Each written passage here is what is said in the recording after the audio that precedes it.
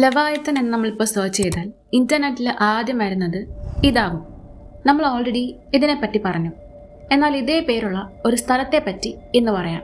ഇസ്രായേലിൻ്റെ ഹൈഫ തീരത്ത് നിന്ന് 130 കിലോമീറ്റർ അകലത്തിൽ മെഡിറ്ററേനിയൻ കടലിൽ സ്ഥിതി ചെയ്യുന്ന ഒരു പ്രകൃതിവാതക മണ്ഡലമാണ് ഇത്. 2010 ഈ സ്ഥലം കണ്ടെത്തി. ഡിസംബർ 31, 2019 വാണിജ്യപരമായി ഇവിടെ പ്രകൃതിവാതകത്തിൻ്റെ ഉൽപ്പാദനം ആരംഭിച്ചത്. സമുദ്രത്തിൻ്റെ അടിത്തട്ടിൽ നിന്നും ഏകദേശം 5500 മീറ്റർ ആഴത്തിൽ നിന്നാണ് പ്രകൃതിവാതകത്തിനെ വേർതിരിച്ചെടുക്കുന്നത്. ഈ സ്ഥലത്ത് മൊത്തം 22 ട്രില്യൺ ക്യൂബിക് അടി പ്രകൃതിവാതകം അടങ്ങിയിരിക്കുമെന്നാണ് കണക്കാക്കപ്പെടുന്നത്. 120 കിലോമീറ്റർ നീളമുള്ള 2 പൈപ്പ് ലൈനുകൾ വഴി ഒരു ഓഫ് ഷോർ പ്ലാറ്റ്ഫോമിലേക്ക് ബന്ധിപ്പിച്ചിരിക്കുന്ന 4 സബ്സീ കിണറുകളാണ് ഉൽപ്പാദനം സാധ്യമാക്കുന്നത്. അവിടെയാണ് എല്ലാ വാതകത്തിൻ്റെ സംസ്കരണവും നടക്കുന്നത്. ഇനി ഈ പ്ലാറ്റ്ഫോമിൽ നിന്ന് ഇസ്രായേലിൻ്റെ ദേശീയ ഗ്രിഡിലേക്ക് പൈപ്പ് വഴി ഈ പ്രകൃതിവാതകം എത്തിക്കുന്നു.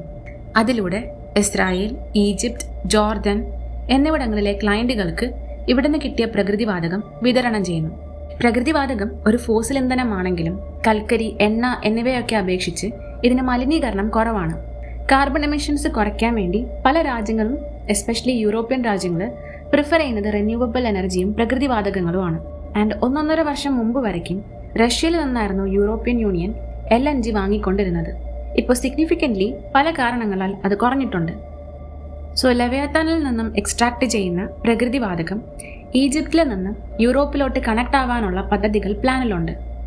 സോ ഒരു ബുക്കിൽ പറഞ്ഞേക്കുന്ന ലെവയാത്താനേക്കാളും ജിയോ പൊളിറ്റിക്കലി ഇതിനെപ്പറ്റി അറിയുന്നതാവും കുറച്ചുകൂടി നല്ലത്.